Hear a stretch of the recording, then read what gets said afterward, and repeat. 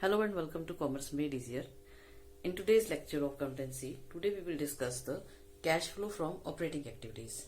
Friends, as you know, in the previous lecture, we have already discussed about the meaning of cash flow statement, what is cash flow statement, why it is prepared, and what is the importance and of cash flow statement. So today we will discuss the cash flow from operating activities.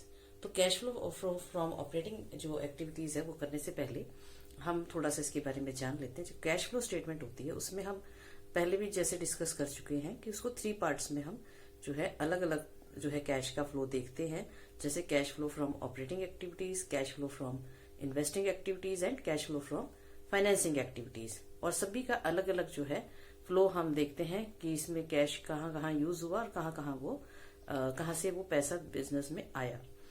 तो यहाँ पर जो है हम एक साथ सभी तीनों को करने की बजाय पहले हम सीखेंगे सबको अलग अलग तरीके से कि अलग अलग जो ऑपरेटिंग है, इन्वेस्टिंग है या फाइनेंसिंग है, उनको अलग अलग हम पहले कैलकुलेशन करना सीखेंगे कि किस तरह से हम ऑपरेटिंग जो है उसका कैश फ्लो बनाते हैं।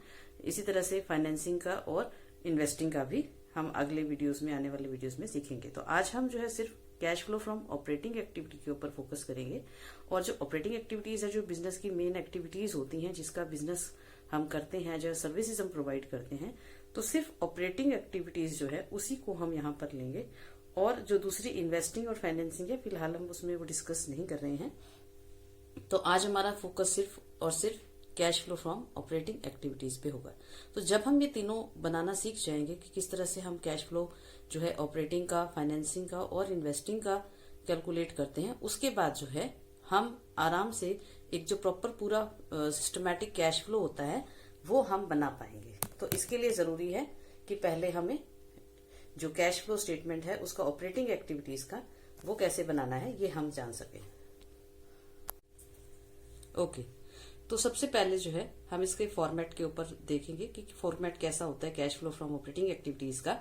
तो यहाँ पर एक पर्टिकुलर्स हमने बनाए हैं because it is a statement. ये कोई लेजर नहीं है, बिल्कुल एक स्टेटमेंट है, विवरण है साधारण, जिससे हम जो है कैश के बारे में कैलकुलेशंस करते हैं। तो 2 कॉलम हमने यहाँ बनाए हैं। तो एक जो है हमारा कॉलम है जिसमें हम कैलकुलेशंस करेंगे, दूसरा कॉलम है जब हमारी मेन अमाउंट या मेन फिगर जो आ जाती है, फाइनल फिगर कैश फ्लो की ऑपरेटिंग एक्टिविटीज से, वो हम यहाँ पर लिखेंगे। तो 2 कॉलम्स हमने यहाँ बनाए हैं। तो cash flow from operating activities के लिए सबसे पहले हमें चाहिए होता है नेट प्रॉफिट बिफोर टैक्स। तो वो प्रॉफिट हमें चाहिए जिसमें से हमने टैक्स पे ना किया हो। तो टैक्स देने से पहले वाला प्रॉफिट हमें इसमें चाहिए। और उसके अलावा जो है टैक्स के अलावा जो इसमें जनरल रिजर्व्स में जो है हम ट्रांसफर करते हैं पैसे को, वो भी इसमें एड बैक किया जाता है। तो इस तरीके से प्रॉफिट बिफोर टैक्स हमें जो है कैलकुलेट हम करेंगे और यहाँ पर हम उसको लेंगे। Then adjustment for non cash and non operating items. तो क्योंकि आप जानते हो कि प्रॉफिट लॉस अकाउंट में बहुत से ऐसे आइटम्स होते हैं जो नॉन कैश नेचर के होते हैं, यानी कि जिससे कैश का आउटफ्लो नहीं होता। आउटफ्लो मतलब कि एक्चुअल में हम किसी को कोई पेमेंट नहीं करते हैं, मगर वो बिजनेस में ही पैसा रहता है, लेकिन हम जो है कुछ ऐसे जो एक्सपेंसेस हैं या लॉसेस हैं, उनके नाम का जो पैसा है या वो लॉस है, वो एक तरह से प्रॉफिट और लॉस अकाउंट से रिकवर करते हैं। तो डेबिट साइड में हम ये आइटम्स जो है शो करते हैं।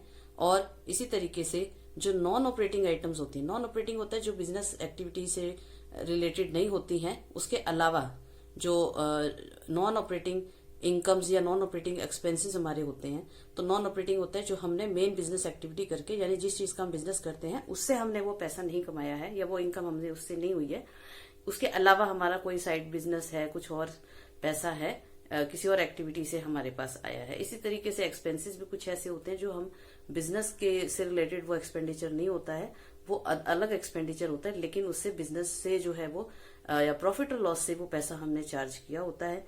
इसलिए हम जो है क्योंकि हम ऑपरेटिंग एक्टिविटीज को डिस्कस कर रहे हैं यहाँ पर, तो हमें सिर्फ ऑपरेटिंग यानी सिर्फ बिजनेस से रिलेटेड आइटम्स में कितना कैश हमारा यूज हुआ है या कितना कैश हमारे पास आया है, सिर्फ हम उसके ऊपर फोकस कर रहे हैं। तो यहाँ पर हमने प्रॉफिट बिफोर टैक्स लेकर के उसमें नॉन कैश आइटम्स को जो है वापस जोड़ना है, क्योंकि उससे कैश का फ्लो नहीं हुआ है। इसी तरीके से जो नॉन ऑपरेटिंग एक्सपेंसेस या इनकम्स हैं उसको भी हम इसमें एडजस्टमेंट करेंगे, ताकि हमें जो है एक जो नॉन ऑपरेटिंग एक्सपेंसेस या इनकम से पहले वाला प्रॉफिट जो है एग्जैक्टली पता चल सके। तो सबसे पहले नॉन डेप्रिसिएशन जो होता है इसको हम वापस जोड़ देंगे प्रॉफिट में, क्योंकि इसको हमने प्रॉफिट और लॉस अकाउंट में माइनस किया होगा, डेबिट साइड दिखाया होगा प्रॉफिट में से, जिसकी वजह से हमारा प्रॉफिट कम हो गया, लेकिन कैश का फ्लो बाहर नहीं हुआ इसका बिजनेस से, इसलिए इसको वापस जोड़ना है। देन प्रीलिमिनरी एक्सपेंसेस या discount on issue of share या डिबेंचर, जिसको हम राइट ऑफ करते हैं। तो राइट ऑफ किस में से करते हैं? प्रॉफिट्स में से करते हैं जो करंट ईयर के होते हैं। तो इससे भी कैश का आउटफ्लो नहीं हो रहा, हमने किसी को पेमेंट नहीं की, पैसा बाहर नहीं गया बिजनेस से, वो हमारे पास ही है। तो इससे हम क्योंकि कैश के फ्लो के बारे में डिस्कस कर रहे हैं तो कैश का आउटफ्लो नहीं माना जाता है इसको। जो हम राइट ऑफ करते हैं किसी भी प्रीलिमिनरी एक्सपेंस को या डिस्काउंट को, तो उसको हम वापस जोड़ देंगे प्रॉफिट में। इसी तरीके से गुडविल है, पेटेंट्स है, ट्रेडमार्क है, जो इनका अमोर्टाइजेशन होता है, जिस तरह से डेप्रिसिएशन होता है फिक्स्ड एसेट्स पे, इसी तरह से इंटेंजिबल एसेट्स का अमोर्टाइजेशन होता है। और इसको भी वापस, या इसको हम सिंपली राइट ऑफ भी कह सकते हैं, इनको राइट ऑफ किया जाता है। तो इसको जो है नॉन कैशी आइटम होती है, इससे भी कैश का आउटफ्लो, बिजनेस से बाहर ही पैसा नहीं जाता है, तो इसको भी हम वापस ऐड बैक करेंगे प्रॉफिट में। Then interest on long term borrowing, तो ये क्या है? एक नॉन ऑपरेटिंग एक्सपेंस है। तो interest on long term borrowings जो है, चाहे आप डिबेंचर्स पे कर रहे हैं, चाहे आप बैंक लोन के ऊपर पे कर रहे हैं, तो ये बिजनेस एक्टिविटी से होने वाला एक्सपेंस नहीं माना जाता है, नॉन ऑपरेटिंग एक्सपेंस है। इसको भी हम वापस प्रॉफिट में ऐड करेंगे। And loss on sale of fixed asset जो होता है, ये भी नॉन ऑपरेटिंग होता है, तो इसको भी हम जो है कैश में जो प्रॉफिट है उसमें ऐड बैक करेंगे। तो ये नॉन कैश आइटम्स और नॉन ऑपरेटिंग आइटम्स जो हैं, इसको हम वापस प्रॉफिट में जोड़ देंगे। और उसके बाद जो है जो हमें लेस करना है, जैसे कि नॉन ऑपरेटिंग हमारी इनकम्स होती हैं, जैसे इंटरेस्ट इनकम है, आपको कोई इंटरेस्ट मिला है, इंटरेस्ट रिसीव्ड ऑन, आपने कोई इन्वेस्टमेंट की थी, उसके ऊपर आपने कोई जो आपको इंटरेस्ट रिसीव हुआ है वो आपकी जो है माइनस करेंगे, because it is non operating income. इसी तरह से डिविडेंड रिसीव्ड है, तो आपने कोई शेयर्स वगैरह खरीदे हैं तो उस पर आपको डिविडेंड मिल रहा है, जो आपकी बिजनेस मेन एक्टिविटी का पार्ट नहीं है, इसलिए नॉन ऑपरेटिंग इनकम है, इसको भी हम माइनस करेंगे। रेंट रिसीव्ड जो है, किराया जो हमें प्राप्त हुआ है, वो भी हमारा जो है नॉन ऑपरेटिंग में आ जाएगा। Then profit on sale of fixed asset, profit on sale of fixed asset जो होता है, जो प्रॉफिट हमें हुआ है वो भी हमारे कोई बिजनेस एक्टिविटी से नहीं हुआ है, कोई फिक्स्ड एसेट हमने बेची और उससे हमें वो प्रॉफिट हुआ, that is non operating income, so it will also be deducted from the profit. तो यहां पर जो देखने वाली बात है, कुछ बिजनेसेस के लिए कोई कुछ आइटम ऐसे हो सकते हैं जो उनके बिजनेस का मेन पार्ट हो, यानी कि मेन ऑपरेटिंग एक्टिविटी वो वहां पर जो है माना जाता हो। जैसे हम रेंट रिसीव्ड की बात कर रहे हैं, तो मान लीजिए कोई जो है हाउसिंग जो है कंपनी है, वो घर बना करके किराए पे देती है, तो वो उसका मेन ऑपरेटिंग एक्टिविटी में आ जाएगा, तो रेंट रिसीव्ड उसका ऑपरेटिंग में माना जाएगा। तो ये डिपेंड करता है किस तरह का बिजनेस है और उसकी जो मेन एक्टिविटीज हैं वो क्या है। तो जो बिजनेस मेन है, मेन एक्टिविटीज है, वो जो है उनका जो बिजनेस है वो आपका ऑपरेटिंग में माना जा सकता है। कुछ चीजों के बारे में हम उसको ऑपरेटिंग में काउंट करते हैं। तो किस तरह का, हम एक नॉर्मल बिजनेस की बात कर रहे हैं जो कि एक फाइनेंशियल इंस्टीट्यूशन नहीं है, एक बैंक नहीं है, तो उसके लिए सिंपल जो एक बिजनेस होता है उसकी जो है ये जो आइटम्स हैं जो इसके, वो उनके बारे में डिस्कशन हम कर रहे हैं। तो ये बेसिकली जो होते हैं नॉन ऑपरेटिंग माने जाते हैं। इंटरेस्ट रिसीव्ड है, डिविडेंड रिसीव्ड है, रेंट रिसीव्ड है और profit on sale of fixed asset, ये सारे ही नॉन ऑपरेटिंग इनकम्स हैं। इनको हम माइनस कर देंगे क्योंकि इसको हमने प्रॉफिट और लॉस अकाउंट में क्रेडिट साइड दिखाया होगा, जिससे कि प्रॉफिट बढ़ गया होगा। तो हम प्योरली जो है ऑपरेटिंग प्रॉफिट यहां पर निकाल रहे हैं, तो इसको हम माइनस कर देंगे। तो हमारे पास क्या आएगा? Operating profit before changes in the working capital. तो operating profit before changes in the working capital जो होता है, working capital means current assets और करंट लायबिलिटीज में एडजस्टमेंट से पहले जो प्रॉफिट आया है वो हमारे पास यहाँ आ जाएगा। तो इनको हम मेन कॉलम में लिखेंगे। यहाँ प्रॉफिट था टोटल, जो है हमने यहाँ पर जो प्लस करने थे आइटम्स यहाँ पे आ गए आपके, और इसी तरह से माइनस वाले आइटम यहाँ आ गए, और इन तीनों को हम जो है जो सॉल्व करेंगे तो हमारे पास ऑपरेटिंग प्रॉफिट आएगा। ऑपरेटिंग प्रॉफिट में अब जो है वर्किंग कैपिटल में चेंजेस से पहले हमारे पास प्रॉफिट आ चुका है। अब हम इसमें करंट एसेट्स और करंट लायबिलिटीज से रिलेटेड जो है एडजस्टमेंट्स करेंगे, और उसका तरीका ये होता है, जो डिक्रीज इन करंट एसेट्स होता है, करंट एसेट्स डिक्रीज होने इसका मतलब माना जाता है कि कैश का इनफ्लो हुआ। जैसे मान लीजिए डेटर्स हमारे डिक्रीज हो गए, माइनस मान लीजिए आपके डेटर्स 40,000 थे, वो 20,000 रह गए हैं। डिक्रीज का मतलब क्या हुआ, वो कम कैसे हो गए, इसका मतलब ये माना जाएगा कि 20,000 जो 20,000 रुपीज है वो हमने रिसीव किए हैं, इसी वजह से 40 से अब घटकर हमारे डेटर्स कितने रह गए हैं, 20,000 रह गए। तो इसको कैश का इनफ्लो माना जाता है। तो डिक्रीज इन करंट एसेट्स को प्लस किया जाएगा। तो इनफ्लो ऑफ कैश जो होता है उसको प्लस और आउटफ्लो ऑफ कैश जो होता है उसको माइनस किया जाता है। उस तरह से इंक्रीज इन करंट लाइबिलिटीज, तो इंक्रीज इन करंट लाइबिलिटीज जो होता है, मान लीजिए आपके क्रेडिटर्स इंक्रीज हो गए हैं, तो इसका मतलब क्या हुआ कि आपकी जो है कैश की आपकी बचत हुई है और आपने जो है करंट लाइबिलिटीज आपकी इंक्रीज हो गई हैं, तो उस वजह से हम इसको प्लस करेंगे। तो current decrease in current assets को प्लस करना है, इंक्रीज इन करंट लाइबिलिटी को प्लस करना है। इसी तरीके से जो माइनस करना है, लेस करना है, increase in current assets. Current assets अगर इंक्रीज होती है तो उसको हम माइनस करते हैं। मान लीजिए आपके स्टॉक इंक्रीज हो गया है, तो स्टॉक का इंक्रीज कैसे हुआ, मान लीजिए वो 40,000 से 60,000 हो गया, तो इसका मतलब आपने स्टॉक परचेज किया है, 20,000 का स्टॉक परचेज किया है और वो कैश का आउटफ्लो माना जाएगा। तो इसी तरीके से जो है इसको हम यहाँ पर माइनस करेंगे। तो करंट एसेट में अगर इंक्रीज होता है उसको माइनस करना है, डिक्रीज होता है तो उसे प्लस करना है। और करंट लाइबिलिटीज में उसका उल्टा होता है, अगर आपकी करंट लाइबिलिटी इंक्रीज होती है आपको वो प्लस करना है और डिक्रीज इन करंट लाइबिलिटीज जो है उसको माइनस करना है। अगर मान लीजिए आपके बिल पेबल डिक्रीज हो गए, सपोज करंट लाइबिलिटी 10,000 थे अब 5,000 रह गए, इसका मतलब आपने 5,000 पे कर दिए, इसकी वजह से ये अब घट के 5,000 रह गए, तो ये आउटफ्लो ऑफ कैश माना जाता है। तो इसलिए इसको हमने यहाँ पर माइनस करना है। तो ये बहुत इजी है, इसको बस आपने एक बार याद रखना है कि डिक्रीज इन करंट एसेट्स को प्लस करना है, इंक्रीज इन करंट लाइबिलिटीज को प्लस करना है और इंक्रीज इन करंट एसेट्स को माइनस करना है, डिक्रीज इन करंट लाइबिलिटीज को माइनस करना है। और इस तरह से फाइनल जो है फिगर हमारी यहाँ पर आ जाएगी। उसके बाद जो है इनकम टैक्स हम इसमें से माइनस करेंगे, जो भी वो गिवन होगा। जैसे यहाँ पे प्रॉफिट बिफोर टैक्स था, तो यहाँ पर टैक्स पेड जो है हमने टैक्स पे किया है साल के दौरान, वो हमारा यहाँ पे माइनस हो जाएगा इस प्रॉफिट में से और हमारे पास आ जाएगा नेट कैश जनरेटेड या यूज्ड फ्रॉम ऑपरेटिंग एक्टिविटी। तो अगर ये प्लस में आता है तो कैश जनरेटेड आएगा, यानी कि हमें कितना पैसा ऑपरेटिंग एक्टिविटी से कमाया है कैश, और यूज्ड का मतलब है अगर आपका माइनस में आता है, क्योंकि ये माइनस और प्लस किसी में भी आ सकता है, पॉजिटिव या नेगेटिव कोई भी इसका बैलेंस हो सकता है।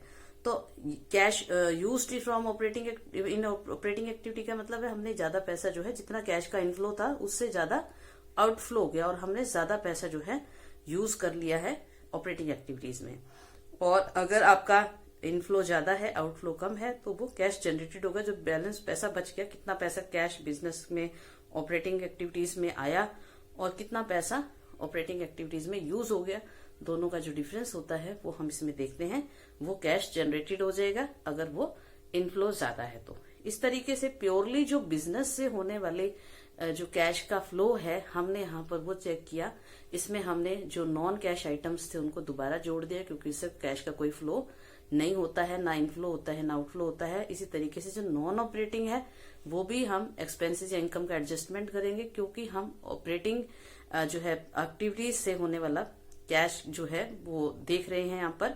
उसके अलावा जो वर्किंग कैपिटल होती है उसको भी जो है हम उसको भी एडजस्ट करेंगे यहाँ पर। इंक्रीज और डिक्रीज जो करंट लायबिलिटीज में होता है उसको भी प्लस और माइनस किया जाएगा, ताकि हमें प्योरली जो कैश है ऑपरेटिंग एक्टिविटीज से उसके बारे में पता चल सके। तो ये एक सिंपल फॉर्मेट है, पहले हमें ये समझना होगा, याद रखना होगा, उसके हिसाब से ही हम जो है न्यूमेरिकल्स को सॉल्व कर पाएंगे या कैश फ्लो स्टेटमेंट को बना पाएंगे।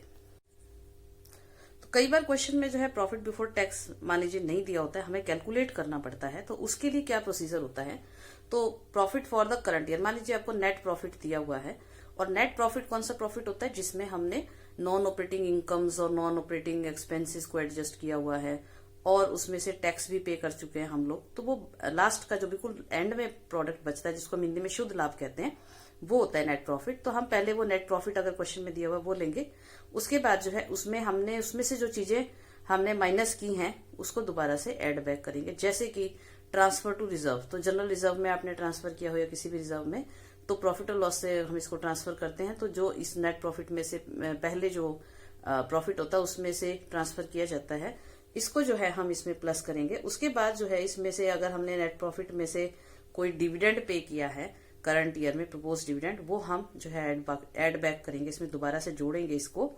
इसी तरह से इंटरिम डिविडेंड जो होता है साल के बीच में, जो पूरा अकाउंटिंग पीरियड होता है, अकाउंटिंग ईयर होता है, उसके दौरान बीच में कभी भी जो है डिविडेंड पे किया जा सकता है। तो अगर कंपनी ने कोई डिविडेंड पे किया है, इंटरिम डिविडेंड, आंतरिक लाभांश इसको हिंदी में कहा जाता है, तो साल के दौरान अगर ये पेमेंट की है, इसको भी हम वापिस जोड़ देंगे।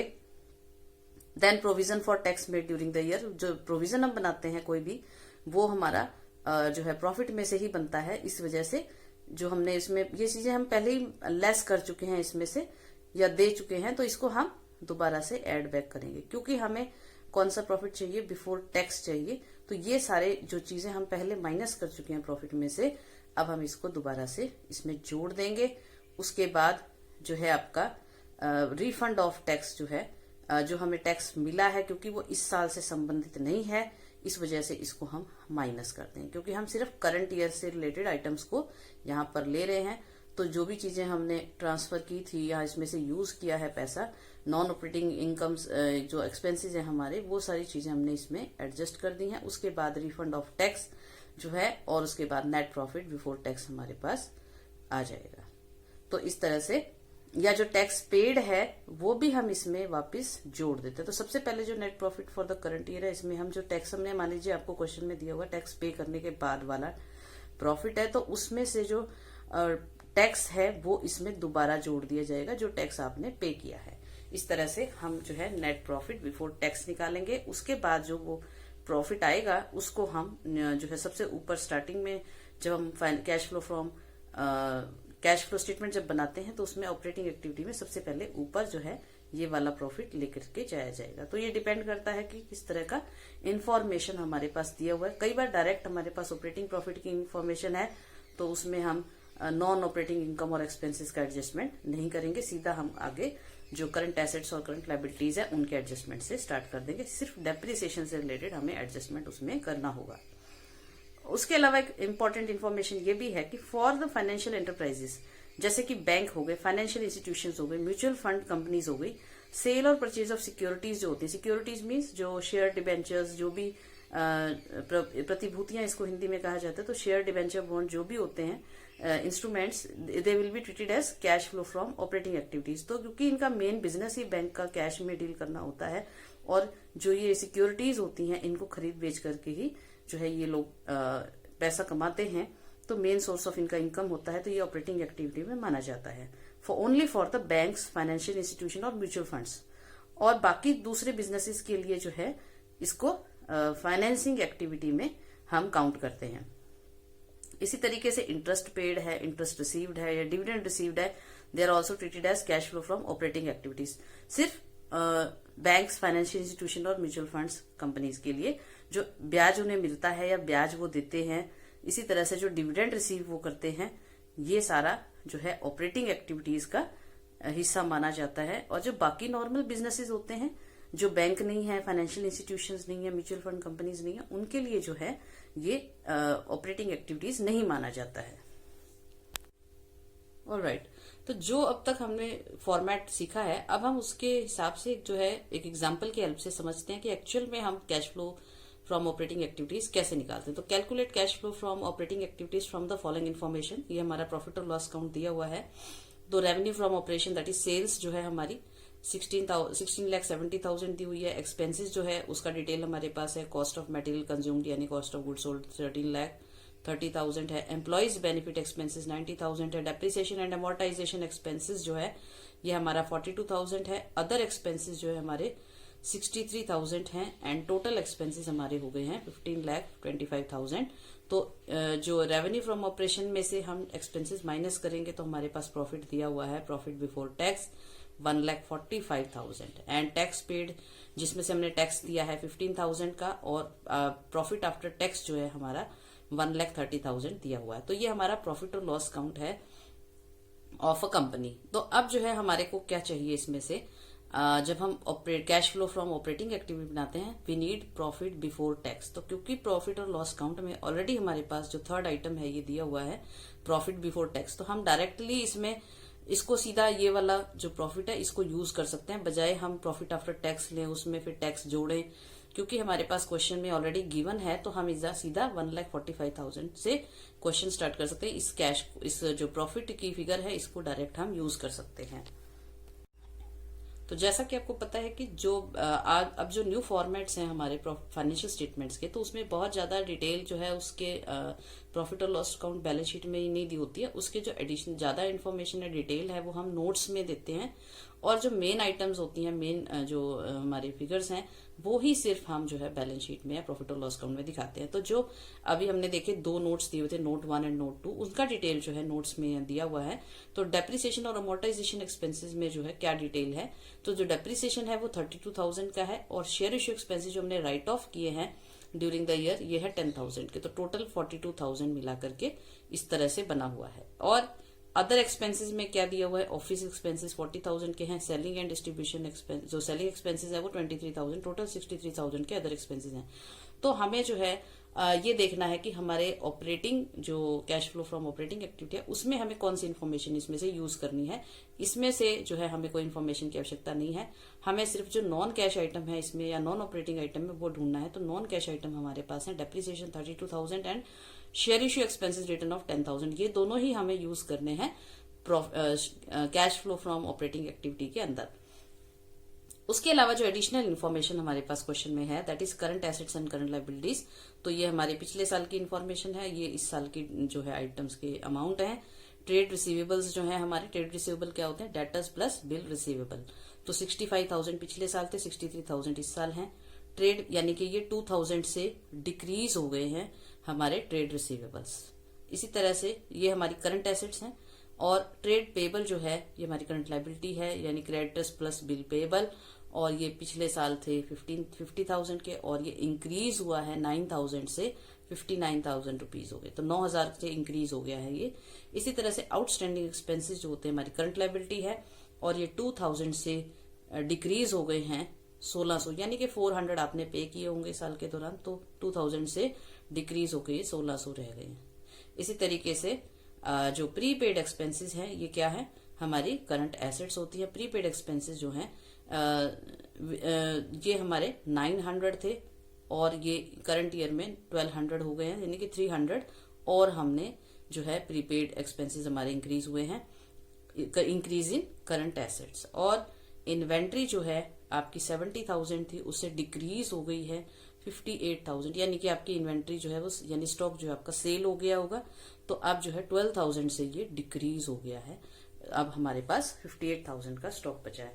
तो इस तरह से जब हम कोई क्योंकि एक नॉर्मल जो है हमारे पास जब हम एनालिसिस करते हैं तो हमारे पास कोई अलग से इंफॉर्मेशन नहीं होती है। हमारे पास जो है सिंपल जो हमारे पास बैलेंस शीट है या प्रॉफिट और लॉस अकाउंट है या एडिशनल इन्फॉर्मेशन कोई आपके पास है, सिर्फ वही एज इट इज फॉर्मेट में होती हैं। आपने अपने आप जो है उनमें से इन्फॉर्मेशन को छांटना होता है, यूज करना होता है कि कौन सी इन्फॉर्मेशन हमारी कैश फ्लो स्टेटमेंट के लिए जरूरी है, और किस हिसाब से उसका जो इंक्रीज है या डिक्रीज हो रहा है उसको हमें अपने आप देखना होता है। क्योंकि हम एनालिसिस कर रहे हैं तो हमें अपने आप इन्फॉर्मेशन नॉर्मल अकाउंट्स में से छांटना होता है कि कौन सी इन्फॉर्मेशन को कैसे हम यूज कर सकते हैं अपनी कैश फ्लो स्टेटमेंट के लिए।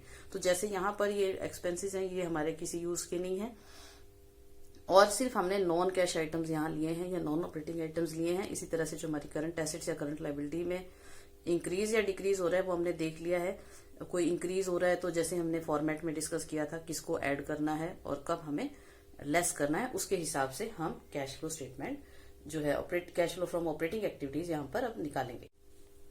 ओके, अब हम जो है cash flow from operating activities start करते हैं क्वेश्चन के हिसाब से। Cash flow from operating activities for the year ended 31 मार्च 2016, ये करंट ईयर है हमारा, और इसमें पर्टिकुलर्स और 2 कॉलम हमने जैसे फॉर्मेट में देखा था वैसे ही बनाने हैं। अब हमारे पास जैसे मैंने आपको बताया था कि हमारे पास ऑलरेडी जो है क्वेश्चन में 2 प्रॉफिट दिए हुए थे, एक प्रॉफिट बिफोर टैक्स, एक प्रॉफिट आफ्टर टैक्स। तो हम डायरेक्ट जो है प्रॉफिट बिफोर टैक्स को यूज कर रहे हैं। 1,45,000 दिया हुआ है हमारे प्रॉफिट और लॉस अकाउंट में। Now we will make adjustments for non cash and non operating items. तो नॉन कैश आइटम्स जो है हमारे पास कौन सी दी हुई थी, जो हमने नोट्स में देखा था, डेप्रिसिएशन दिया हुआ था 32,000 रुपीज का, इसको हम वापस जोड़ देंगे because there is no outflow of cash. और इसी तरीके से share issue expenses written off जो हमने किए थे from the profit that will also be added back because there is no outflow of cash due to share issue expenses writing off. तो 10,000 का हमने यहाँ पर इसको ऐड बैक किया, टोटल 42,000 हमने 1,45,000 में प्रॉफिट में जोड़े हैं। तो हमारा जो है operating profit before changes in working capital आ गया है 1,87,000 का। क्योंकि हमारे पास जो है और कोई इन्फॉर्मेशन ऐसी नहीं है, कोई नॉन ऑपरेटिंग एक्सपेंसेस या इनकम क्वेश्चन में नहीं दिए हुए थे, तो हमने जितना हमारे पास इन्फॉर्मेशन है सिर्फ हमें उसी के हिसाब से क्वेश्चन को करना है। तो हमारे पास सिर्फ जो नॉन कैश आइटम्स हैं वही थे इसमें, और नॉन ऑपरेटिंग आइटम्स इसमें कोई नहीं है। इस वजह से हम डायरेक्ट इसको अब यहीं पर operating profit before changes in working capital पर यहाँ खत्म करेंगे। 1,87,000 हमारा प्रॉफिट आ गया है। अब जो है हम एसेट्स और करंट एसेट और करंट लायबिलिटीज का जो है एडजस्टमेंट करेंगे। जैसे कि हमने डिक्रीज इन करंट एसेट्स को हम क्या करते हैं, ऐड करते हैं, क्योंकि हम ये मानते हैं कि इससे हमें पैसा मिला, कैश का इनफ्लो हुआ।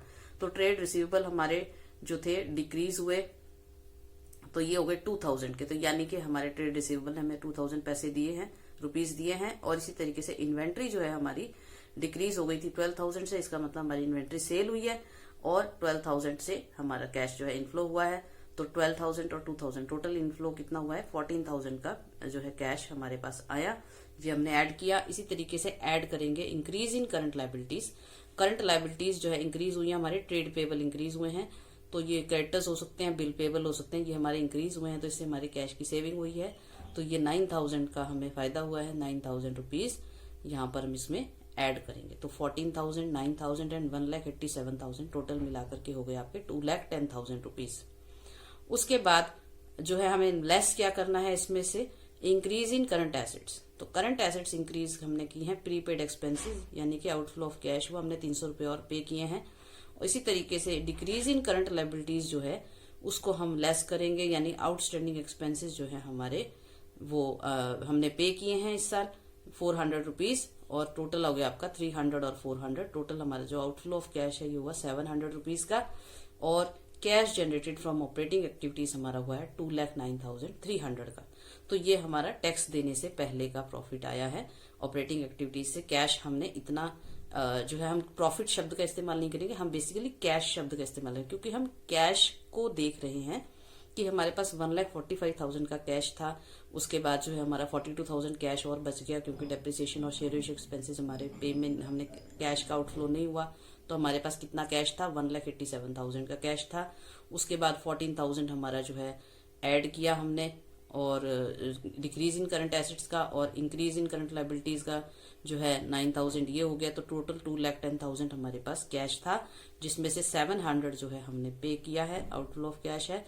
अब हमारे पास 2,09,300 का कैश बचा है, जिसमें अब हम टैक्स पेड जो है हम करेंगे। टैक्स पे करने के बाद यानी 15,000 का टैक्स पे किया, तो हमारे पास कितना कैश अब जो है ऑपरेटिंग एक्टिविटीज से बचा है। तो net cash generated from operating activities 1,94,300। तो ये हमारे जो कैलकुलेशन का कॉलम है, यहाँ पर मेन आइटम जो है हमारा मेन अमाउंट, यहाँ पर फाइनल अमाउंट आ जाएगा 1,94,300। तो इस तरीके से हम cash flow from operating activities जो है आज हमने सीखा किस तरह से हम इसको निकालते हैं। और इसकी जितनी ज्यादा हम ज्यादातर जो गलतियां होती हैं हमारी इसी वाले पार्ट में होती है, cash flow from operating activities, और ये बड़ा भी होता है काफी। अगर इसमें और ज्यादा डिटेल इन्फॉर्मेशन होती है तो हमें से और ज्यादा कैलकुलेशन सावधानी से करनी होती है। और आज के लिए हम इतना ही करेंगे, और नेक्स्ट वीडियो में हम सीखेंगे कि cash flow from investing activities जो है कैसे निकालते हैं। उसके बाद जब हम तीनों इन्वेस्टिंग और फाइनेंसिंग भी सीख जाएंगे, उसके बाद हम एक कंप्लीट क्वेश्चन जो है वो सॉल्व करना सीखेंगे कि किस तरह से पूरी कैश फ्लो स्टेटमेंट को प्रिपेयर किया जाता है, तीनों को एक साथ यूज करते हुए। तो आज के लिए इतना ही। आशा है आपको आज का वीडियो समझ में आया होगा, और हमारे इस वीडियो को लाइक कीजिए, शेयर कीजिए, and don't forget to subscribe this channel. Thank you.